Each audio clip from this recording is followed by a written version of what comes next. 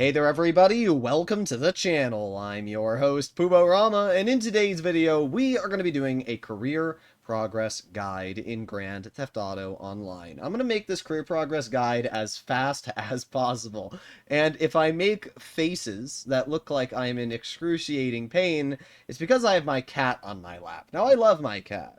You can't really see her face. Can you see her face? There you go. Benny. But the problem with my cat is that she's got very sharp nails. And she's on my, my lap. So when I pet her, she like stretches her paws and basically eats my leg. So yeah, if I make any faces like I'm being, murdered, it's from my cat. With that being said, today's video we will be doing a career progress guide. There are a lot of different things to look at in career progress, and a lot of you have asked me to make a guide on the career progress, what I consider is worth your time and what I consider is not worth your time. Now, I'll be honest, I think most of the career progress challenges are a waste of time, and it's because there's just not much going for it. For example, we first of all start off with the contact missions, and most of these don't really give much, right? The most useless ones are Lowriders, Madrazo Dispatch, Premium Deluxe Repo Work, Super Yacht Life, Gerald's Last Play. All of these, Operation Paper Trail, if we actually look at the rewards, they're useless. You get t-shirts, you get hoodies, you get hats, and I know, some of you really like customization, but I'm a kind of player that wants a little more than just customization. I like liveries on my cars because that's very cool, and I can make my vehicle look unique, and I especially like unique cars, cash rewards, but unfortunately, you don't get anything. All you get is a t-shirt for completing Tier 2, and even getting the Tier 4, the most you get is 150 grand. All of that for the challenge of completing all lowrider missions on hard difficulty, complete all lowrider missions taking less than 50% damage, and complete all lowrider missions with over 80% accuracy. And you have to do Tier 4, Tier 3, Tier 2, and Tier 1, all of that for a t-shirt. I just don't think it's worth it. And it's the same for the Madrazo Dispatch services. Again, you get a t-shirt, you get a bunch of hoodies. It's the same for the Premium Deluxe Repo Work. You don't get any customization apart from characters. Same for Gerald, same for Super Yacht Life, and same for Operation Paper Trail. I will say, though, the IAA hat is pretty cool if you do want some sort of IAA customization. All you have to do is complete an Operation Paper Trail mission, so that one's pretty easy to get your hand on. San Andreas Mercenaries, again, pretty useless, but Tier 2 does give you a livery for the Avenger. Now, I don't really think this livery is anything special. You can see it right there. It doesn't really do anything crazy, but all you have to do is complete a single Project Overthrow mission without dying, and complete all of the Project Overthrow missions. This is worth it if you do want to try these missions, you've never done them before, and you also want to get the trade prices on the F-160 Raiju. I think it might just only be the Raiju, actually, that you get the trade price for. But it's not terrible. The only problem with the Project Overthrow missions is they don't pay a lot, and they're just not very exciting. I was very let down. This is probably one of the most forgotten DLCs in GTA. So again, not really worth your time. And that leaves us with the final two, which is the Cluckenbell Farm Raid and the Oscar Guzman Flies Again. Oh, my cat's nails! Alright, Cluckenbell Farm Raid.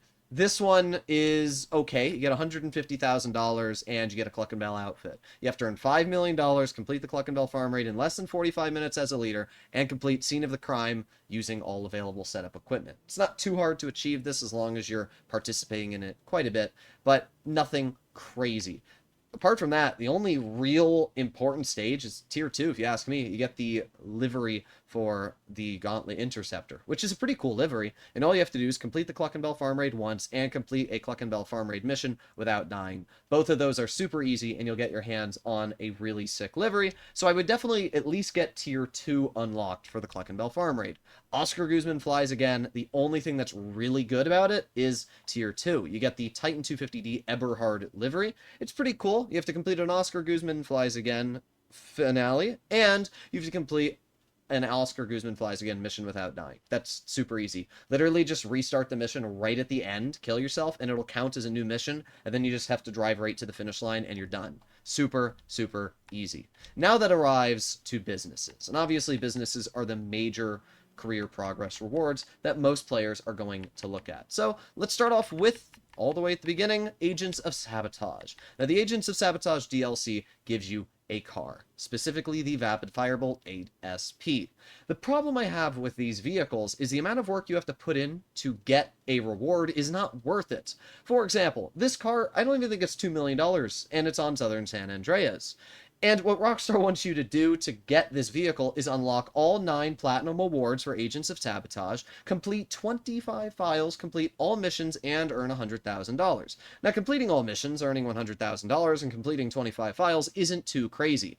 But unlocking 9 Platinum Awards for Agents of Sabotage, let me show you how painful unlocking those Platinum Awards are. So if we go over to the Awards tab, and we scroll over to Agents of Sabotage, these are all of the awards here we can see, right? The ones that I don't have. Complete 50 planning works as part of the FIB files, earn $5 million from the FIB files, and you have to complete this one as well, which is like 50 FIB files in total.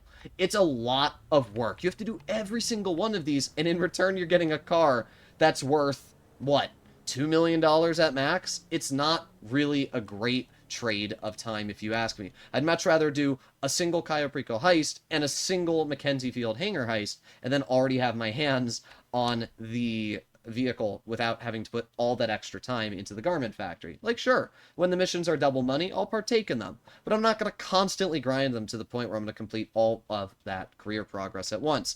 Bottom dollar bounties gives you the Canis Castigator, which is honestly a pretty useless SUV. It doesn't have HSW like the Vapid Firebolt. I really don't know what this car has going for it, and wow, does Rockstar want you to do a lot. You have to earn $5 million from securing or eliminating bounty targets, earn $1 million in additional income from your bail office agents, secure all bounty targets alive, 24 of them in total, and unlock all 10 Platinum Awards. And you have to do Tier 3, Tier 2, and Tier 1. What a waste of time.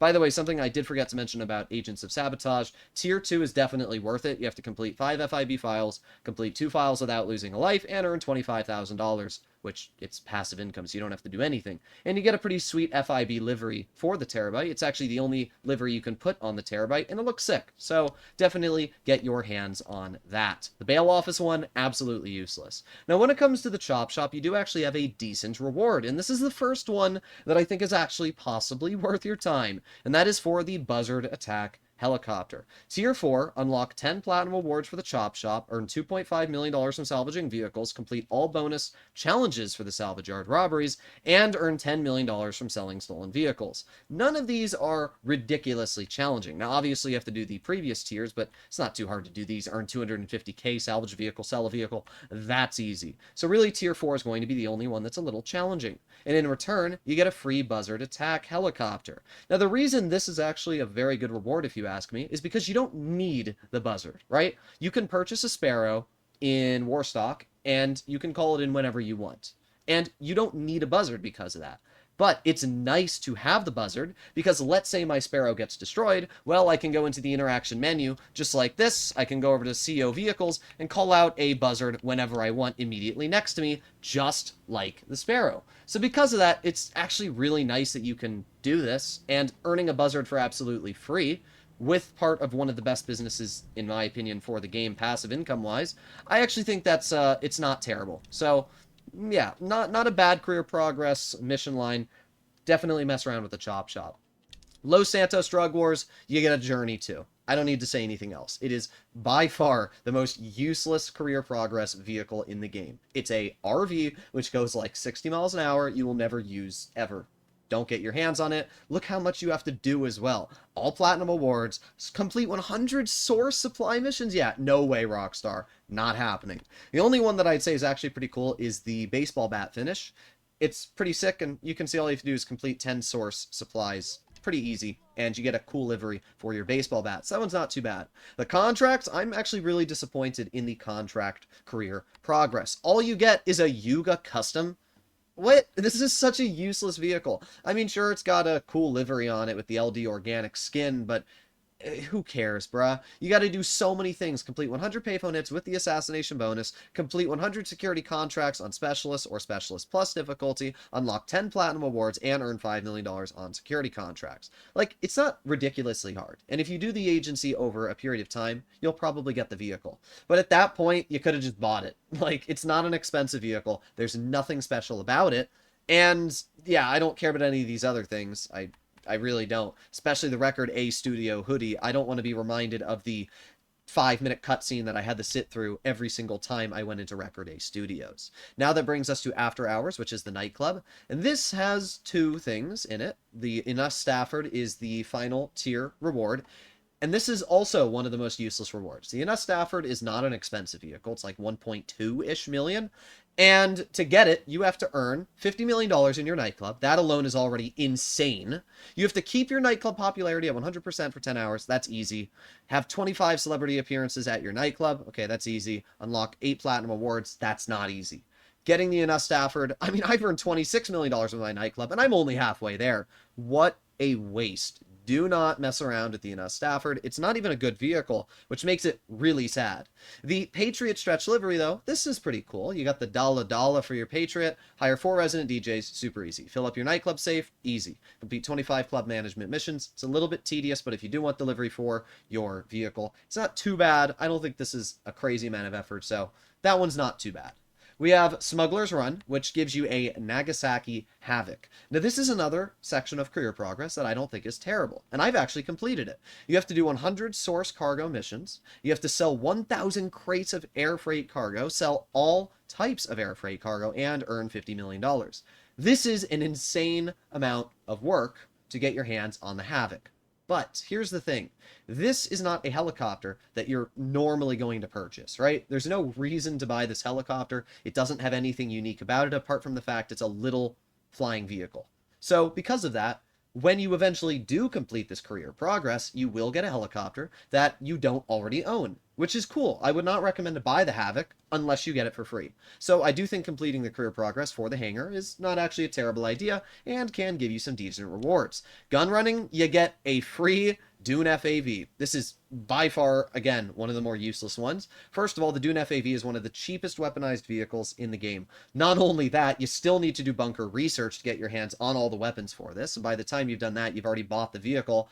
And finally, if you have the Criminal Enterprise Starter Pack, in other words, any PC player has access to this vehicle for free.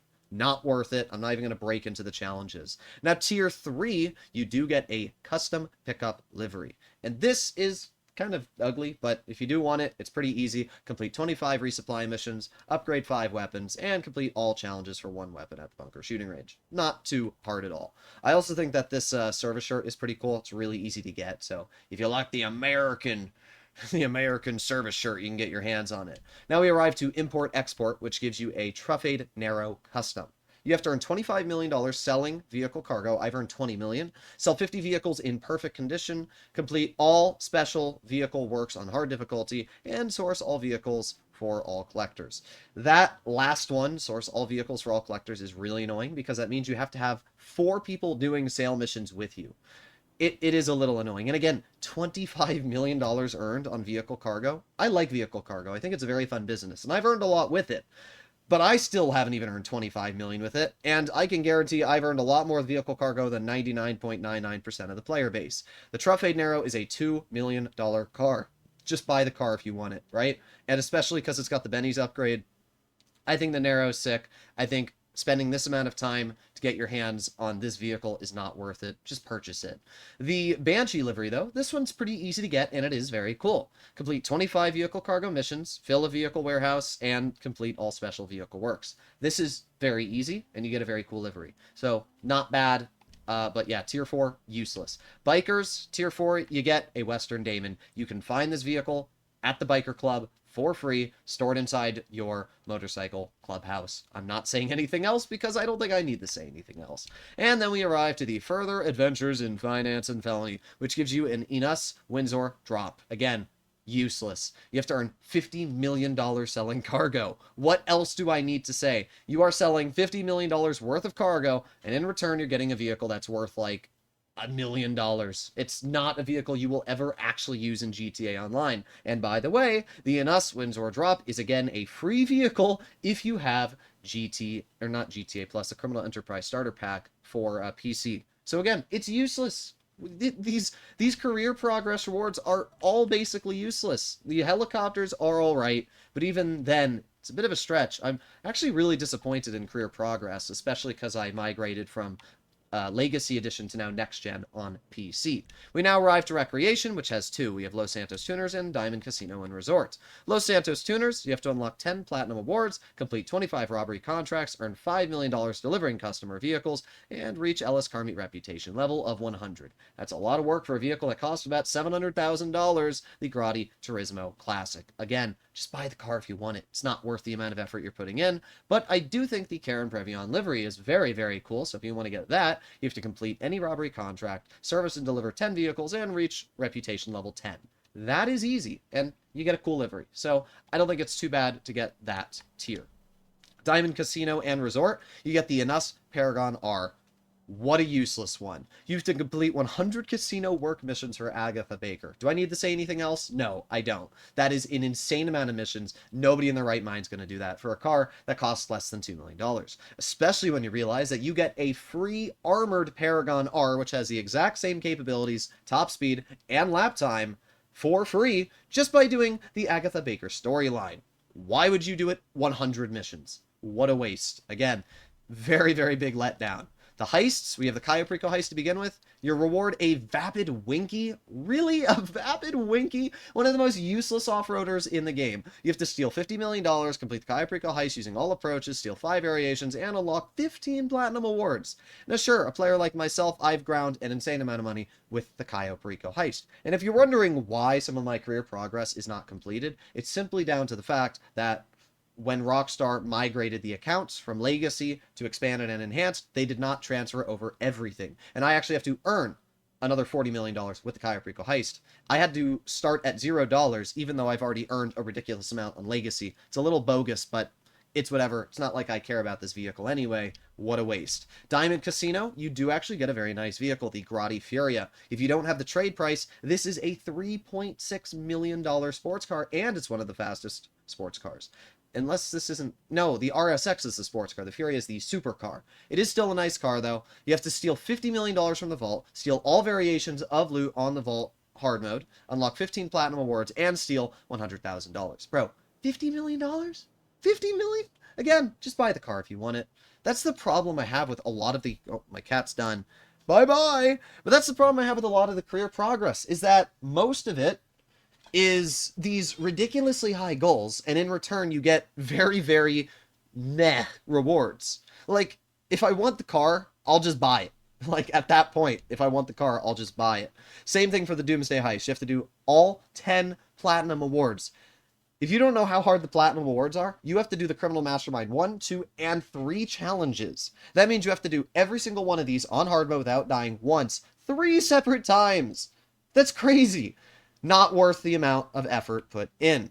So, yeah. But hey, at least you get a Conjali livery if you set up the Doomsday scenario, complete the Doomsday scenario as a leader, and complete 14 prep missions without dying. And I actually like the plaid livery, so that's cool. But the Heavy Barrage, not worth the amount of work Rockstar wants. The original heists, you get a free armored Kuruma. I don't need to say anything else.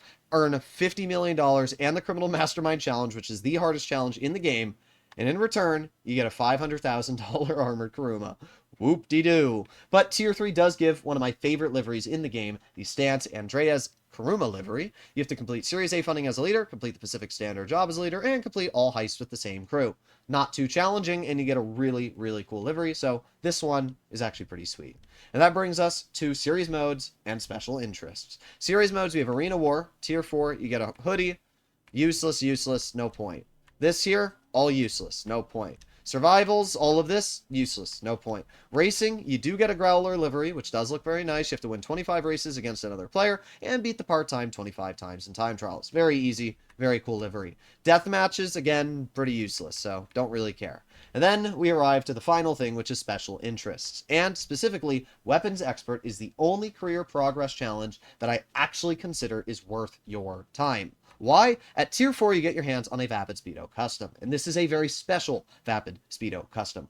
Unlike the one that is stored inside of your nightclub, you can store this one inside of any garage in the game. You can still equip you can still equip the remote minigun, you can still equip the proximity mines, and you can still equip the armor plating, making this a really, really cool personal weaponized vehicle. The big advantage over the Vapid Speedo Custom in your nightclub is that you can also spawn this vehicle in missions, which makes it one of the few armored vehicles that has proximity mines, a remote minigun, and semi-bulletproof glass that can actually be spawned in missions, which actually makes it fantastic. And it's not that hard to get your hands on this challenge. Own 50 weapons, unlock all Mark II weapon ammo types, own all of the Mark II weapons, and win 10 challenges against another player in the ammunition shooting range. That's not hard.